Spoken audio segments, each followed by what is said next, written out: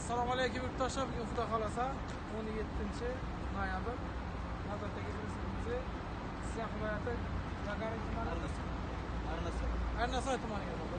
Prezidentimiz bir o'qitma 220 razmerda bo'ldi. Kech bo'lsa ham mana videosyomka qilib topshirdi. Aka qanday? Yaxshi, zakaz beruvdik. O'ylaganimizdan ham yaxshi chiqdi. Juda sifatli, har taraflama. Bizga yaxshi kunlarga xizmat qilsin. Sog' bo'lasiz. Syomka buzib qo'ydimmi? Yaxshigina xalaq qildimmi? Bu prezidentga kelsak, nech pulga? Bu prezidentimiz bir o'qitma 220 razmerda Jiguli mashinasiga taxlab berdik.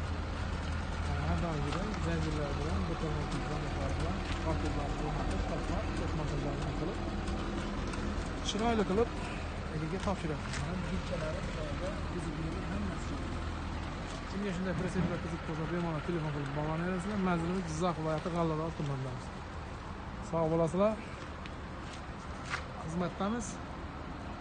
Like'larni bosib ayamang, bosib qo'yamiz. Kechqurun bo'lsa ham ishlar.